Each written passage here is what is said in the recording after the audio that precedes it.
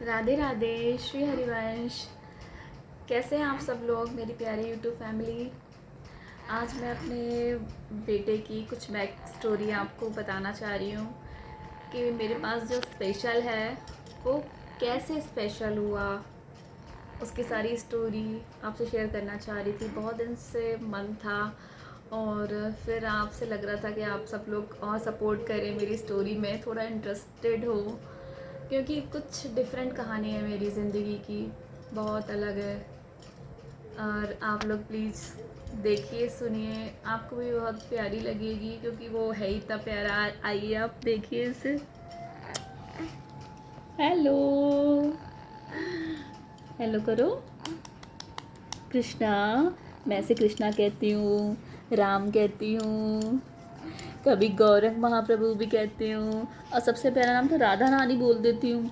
और जिसमें ये बहुत खुश होता है, देखिए कैसे खुश है राधा रानी। खुश हो? मेरे प्यारे राम, श्री राम, राजा राम। राजा राम को के भोले हैं तो राम अच्छे हैं। कृष्णा तो मेरे पास एक और है, तो राम अच्छे हैं। तो आइए आपको बताती हूँ। एक्चुअली ये जब हम लोग जलंधर में थे तब में मेरा बेबी था, मैं प्रेग्नेंट थी और 8 महीने का था ये मेरी प्रेगनेंसी हुई। तब लोग कह रहे थे कि मतलब जल्दी है प्रेगनेंसी हुई है, पर डॉक्टर कहता ठीक है कभी हो जाता है। पर हाँ, पर ये था कि 7:30 पे भी मुझे पेन स्टार्ट हो गए थे। तो मैंने वो से मतलब कैसे डॉक्टर्स ने रेमेडीज़ से, डॉक्टर की रेमेडीज़ से ये 8 मंथ पूरा खिंचा और फिर से 8 मंथ के बाद ही मेरी डिलीवरी हुई। तो उसमें ये एकदम हुआ तो ये नॉर्मली था, बिल्कुल, और नॉर्मल बच्चों की तरह ही राउंड राउंड बेड पे खेलना, फीड करना बोतल से, मम्मा से, और फिर बोतल को ऐसे पीछे फेंक देना। इतना प्यारा खरगोश की तरह था, बहुत सुंदर था। जहाँ ले जाओ सबकी नज़र इस पे थी, कितना प्यारा, कितना स्वीट है। कोई भी अनजान लोग इसे गोदी में लेते थे और कहीं भी एकदम मतलब अट्रैक्शन का ही एक बन जाता था कि हाँ भाई इस बच्चे को देखो, उनका कितना प्यारा बच्चा है, इतना सुंदर। इसको मंदिर में लेके जाती थी और वहाँ पे दर्शन करते थे तो पंडित जी इसको स्पेशल माला पहना देते थे, पूछते भी नहीं थे कि कहाँ किसका, अरे उसको उसको बना दी। तो इतना प्यारा था, मतलब ऐसा लगा था दुनिया बस हमारी बहुत सुंदर है, अच्छी, पर नहीं होता ऐसा। दुनिया अच्छी सुंदर पता नहीं, पर भगवान को क्या मंजूर होता है। 8 महीने का जो हुआ था उसके बाद 8 ही महीने में इसको दिक्कत फिर हुई। मतलब 8 महीने में इसको अच्छा था, ये रात में हल्का सा फीवर हुआ इसको और उसके बाद में इसकी आँखें चढ़ गई। इसको फिर तेज़ फीवर होने लगा, जबकि हम इसकी पट्टी भी कर रहे, ठंडे पानी से पट्टी कर रहे थे। इसके कपड़े वपड़े सब हटा दिए थे हम लोगों ने भी, और लगे हुए थे इस पे, और इसकी आँखें पे चढ़ गई ऊपर की तरफ। अब हम लोग लेके इसको फिर डॉक्टर के पास भागे। डॉक्टर के पास भागे, फिर उन्होंने तो देखा कि अरे नहीं बच्चा तो नहीं है सही। तो फिर इमरजेंसी में इसको फिर उन्होंने तुरंत लिया। इमरजेंसी में जब लिया तो मतलब समझ लीजिए इसके सारे, उन्होंने भी सब कपड़े हटा के सब, और ट्रीटमेंट अपना शुरू फटाफट। सब डॉक्टर्स इसके पीछे, इतने सारे डॉक्टर एक बच्चे के पीछे। मैं तो इतना डर गई कि ये पता नहीं मेरे बच्चे को क्या हुआ। मैं दुआओं प्रार्थना में लगी हुई कि हाय रे मेरा बच्चा तो इतना प्यारा था, क्या हुआ भगवान, मैं रोआ रो, मेरा हालत वो हालत, मैं इतनी घबराऊँ और हस्बैंड अदर परेशान हो। और बस अब क्या करूँ। छोटी एक बेटी भी थी मेरी, और वो छोटी सी थी बिल्कुल, उसको भी देखना। अब घर वालों को फ़ोन करा मैंने कि ना मम्मी, मैं तो ये तक कह दिया था कि मुझे तो ऐसा लग रहा है कि मम्मी वो तो बस अब आखिरी बारी अगर देखो उससे तो ऐसा ऐसा हो रहा है, मैं क्या बोल पाऊँ, तो समझ ही नहीं आ पा रहा। तो मेरे घर से लोग सब लोग चले आए फिर कि ऐसे क्या हो गया, ऐसा क्या हो गया।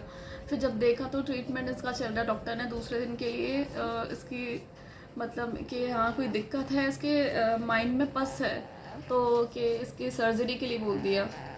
तो उसकी नेक्स्ट डे सर्जरी हुई और डॉक्टर ने सर्जरी करी और तुरंत एकदम एक हमारे सामने निकल के ऐसे भागे कि ना मुझसे कुछ बात करी, ना हस्बैंड से कोई बात हुई कि कैसी हुई क्या हुई।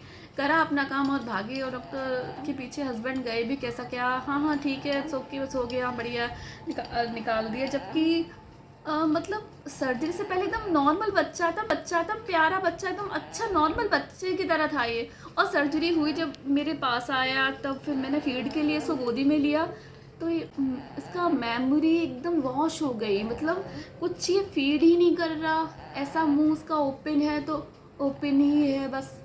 मैं कही ये क्या हुआ, ये तो बिल्कुल ही चेंज हो गया, ये तो बच्चा मेरा अब नॉर्मल ही नहीं रहा, ये क्या हुआ इसको। अब फिर भी ये दुआ कर रही थी कि चलो ठीक है, शायद सर्जरी हुई है तो फिर ये अब ठीक हो जाएगा, मगर वो गलती थी हमारी। अगर मेडिसिन से अगर इसका ये जो पस थी वो वैसी सूख जाती और मेरी सर्जरी हम लोग इसकी नहीं कराते, तब तो शायद ये अच्छा रिकवर करता और ठीक होता। सर्जरी करा के कुछ मिस्टेक हो गई, मगर हम क्या करते थे उस टाइम, जो उन लोगों ने रिकमेंड किया और हम लोगों ने फिर वो ही किया। उस सब बच्चा उन्हीं के हाथ में था, वो करे जो वो कर रहे थे वो लोग। बस हम लोग साइन पे साइन करे जाते, हम फॉर्म साइन पे साइन करे जा रहे थे। हम ये भी नहीं पढ़ पा रहे थे कि वो क्या हो रहा है क्या नहीं हो रहा है। मैं अकेली नई शहर में, हम लोग अलग शहर के थे और हम लोग नई शहर में जॉब्स के लिए गए थे, हस्बैंड की जॉब थी।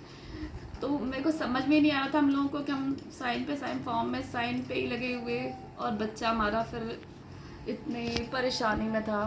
उसके बाद में आ गया हमारे साथ, फिर नॉर्मल रहने लगा, इसकी दवाइयाँ चलने लगी, इसकी ब्रेन की दवाइयाँ फिर चलती। रिकवरी के लिए न जाने कितनी बार हम हॉस्पिटल जाते, ट्रीटमेंट चलता रहता है इसका। और नीला पड़ गया, कमज़ोर भी हो गया, और फीड भी बड़ी मुश्किल से, जब मैंने इसको टेस्ट कराया, स्पून से दूध पिलाती थी, कुछ घोल के खिलाती थी, तो कभी खाता था कभी नहीं, नहीं खोलता था मुंह। फिर धीरे धीरे जब स्वाद आने लगा कि भूख तो ऐसी होती है, फिर बच्चा भी समझ गया कि भूख तो लग रही है। फिर थोड़ा थोड़ा दिमाग में जो उसके आया, फिर इससे थोड़ा थोड़ा खाने लगा। बस ये कि बहुत टिपिकल वो टाइम था हम लोगों के लिए। हम तो बस एक दूसरे की शक्लें देखते, हम समझ ही नहीं आता कि हम क्या करें। फिर ऐसे ही करके फिर एक दो बार ये बीच बीच में भी और बीमार पड़ा।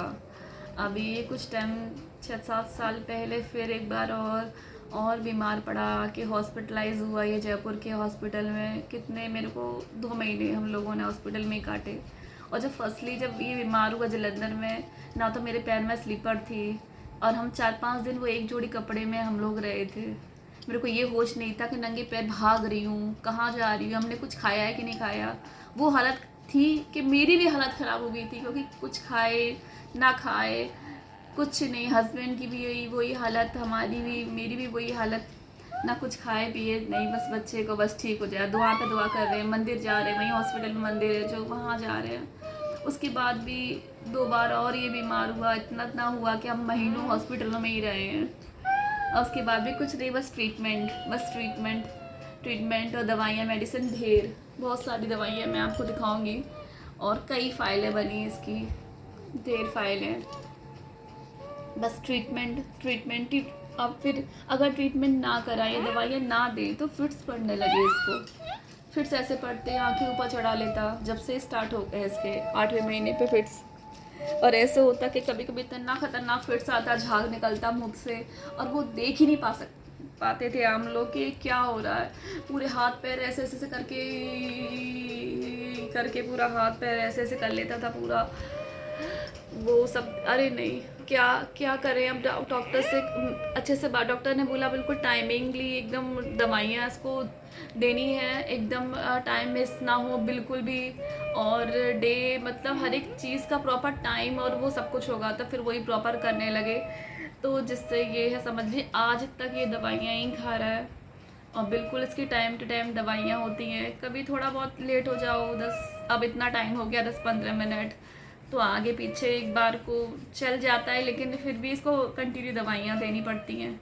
और 2 बार ऐसा हो गया कि महीनों में हॉस्पिटल में रही हूँ। उसके बाद भी ये आज समझ लीजिए 13 साल का कंप्लीट हो गया है, आपको लग भी नहीं रहा होगा कहीं से ये। इसके हाँ पैर तो बिल्कुल वर्क नहीं करते। जो उस टाइम था तब कुछ टाइम तक मैंने इसको खड़ा करती थी, तब हो जाता था। हम लोग की मालिश वगैरह इसकी चलती रहती थी। थेरेपीज़ के लिए भी हम लोगों ने कई बार डॉक्टर को बुलाया है, गया भी है। पर थेरेपीज़ का तो ये हुआ कि जब भी वो थेरेपी के लिए आए हैं तो ये इसका पैर वो करते रहे, एक आधी महीना 15 दिन वो उन्होंने किया। उसके बाद में इसके पैर स्वेल हो जाते थे, क्योंकि वो पता नहीं किस तरीके से करते थे, मुझे बता जाते थे। मैं तो करती, लेकिन उससे पहले वो उन्हीं से स्वेल इतना हो जाता था कि फिर महीनों की बात गई। उन्होंने बोलते थे कि चलिए अब एक महीना रहने दीजिए इसको ठीक होने में। और जब वो एक महीना गैप हो जाता था, फिर ये इसका माइंड भूल जाता था कि मेरी थेरेपी है, मुझे कुछ करना है। तो जो कुछ मैं कर पाती थी मैं वो करती थी इसके साथ में, कि हाँ भाई मुझे कैसी एक्सरसाइज करनी है, इसके हाथों की ये स्ट्रेचिंग वाली एक्सरसाइज, पैरों की, हाथों की, ये सब स्ट्रेचिंग मैं करती थी। फिंगर्स की एक एक फिंगर की मैं स्ट्रेचिंग करती थी कंटिन्यू। समझ लीजिए मैं इसकी 10-12 और साल तक तो बहुत प्रॉपर करती रही। फिर उसके बाद में अभी ये कि पैरों की अच्छे से करती हूँ। ऊपर तो फिर भी ये ठीक है, पर इसके पैर नहीं ज़्यादा। तो फिर यही बात है कि ये ना तो चल फिर पाता है, ना समझ पाता है, ना बोल पाता है। सुनता कितना है ये भी हमें पता नहीं है, क्योंकि जो उसका चेकअप हुआ था ऐसे क्या बोलते हैं इसको, मुझे वर्ड याद नहीं आ रहा, पर जो उसका चेकअप हुआ था आइज़ वाला, ईयर वाला, समझने वाला, इसके काफ़ी सारे जो लग के, मुझे वर्ड नहीं याद आ रहा, पर वो सब इसके जो हुए थे चेकअप, वो उससे पता चला कि एक आइज़ तो इसकी ठीक है, एक आइज़ हाफ ठीक विज़न है उसका, हाफ है, एक हाफ से भी कुछ कम है, ऐसा विज़न बताया था इसकी आइज़ में। और एक और बाकी सुनता कितना है, क्योंकि हमें जब पता चले कि सुनता कितना है, क्योंकि ये बोले, हमें तो ये कभी बोला नहीं, बस मम्मा इसकी सारी बातें समझ लेती है ऐसी, क्योंकि ये स्माइल फेस है जैसा मेरा है शायद, और जैसे ही इसका भी है ऐसे ही, कि दुख कितने भी हों और हंस के हम सब भूल जाते हैं, स्माइल फेस से समझ जाते हैं कि मतलब क्या है। ये ऐसे ही प्यार से मुझे बताता है, जो उसको पसंद है टाइमली मैं इसको वो देती हूँ। उसकी दवाइयाँ चलती हैं 8 से 8 बजे, 10 बजे मॉर्निंग में भी, और वही इवनिंग में भी 8 और 10 ये टाइमिंग है। 4 मेडिसिन मुझे 8 बजे देनी पड़ती है, 10 बजे एक टैबलेट देनी पड़ती है, ऐसे ही दोनों टाइम AM PM दोनों टाइम ऐसा होता है। खाने के लिए वही इसके लिए ब्रेकफास्ट के लिए कुछ देती हूँ, फ्रूट्स खा लेता है, लंच और डिनर जैसा हम लोग खाते हैं वैसे ही। अगर बीच में कभी इसको भूख लगे तो कुछ नहीं कह पाता, हल्का सा मुँह ऐसा ऐसा करता रहता है, समझ जाती है मम्मा कुछ खाना है, कुछ पीना है। पानी का भी बोतल इसके पास रख देती हूँ भरी, तो उससे ही इसको पिला देती हूँ। जैसे ही हम ग्लास से ऐसे करके पिलाएं बैठा के तो नहीं पी पाएगा, सक नहीं कर पाता, इसको वैसे ही ऐसे ऐसे डाल के ग्लास से ऐसे पिलाना पड़ता है। पूरा CP child, special need childs का जो केयर होती है पूरी, वो मुझे करनी पड़ती है। और इसका छोटा भाई भी है, उसकी भी पूरी केयर है। पर स्पेशल है। अब ये है कि ट्रीटमेंट हमारा अब हमें क्या करना है। ये तो स्पेशल है, इसको स्पेशल नीड चाहिए, मगर अब हम इसको क्या, देखिए मेरे पास तो है जिम्मेदारी, वो तो है कि बच्चे नॉर्मल बच्चे को भी देखना है और इसको स्पेशल को भी देखना है। अब मेरा माइंड सेट है कि मैं अगर बाहर बहुत नहीं जा पाती हूँ, कोई नहीं जा पा रही हूँ, तो फिर अब कभी किसी चीज़ से कि मेरी यहाँ जाना वहाँ जाना सब चीज़ नहीं छूटती। घर में कोई और हेल्प के लिए है भी नहीं कि कोई मेरे ग्रैंड पेरेंट हो, सास ससुर कोई हो, नहीं मेरे पास अभी कोई नहीं है, क्योंकि सास तो मेरी है नहीं। और मेरे पास कोई और इसकी केयर करने के लिए मैं फिर किस पे फेथ करूँ, ना ही कर पाती हूँ, ना ही किसी और से संभलता भी है। तो मैं ही जो कर पाती, तो मेरा बंधन सा हो ही गया है बिल्कुल। तो अब मुझे लगा कि यहाँ पे आप लोगों से शेयर करनी चाहिए सारी बातें, और भी सजेशन मिलेंगे, आप लोग कुछ अच्छी अच्छी बातें बताएंगे अपने बारे में भी, कुछ और अच्छा आप लोग सपोर्ट करेंगे, क्योंकि बच्चा मेरा ऐसा है। प्लीज़ सब्सक्राइब करिएगा मेरे चैनल को। और इसकी तो बहुत सारी स्टोरीज़ हैं, मैं आपसे शेयर करती रहूँगी। आप लोग कमेंट कीजिएगा कैसी है आपको लगी मेरी स्टोरी। Okay, thank you.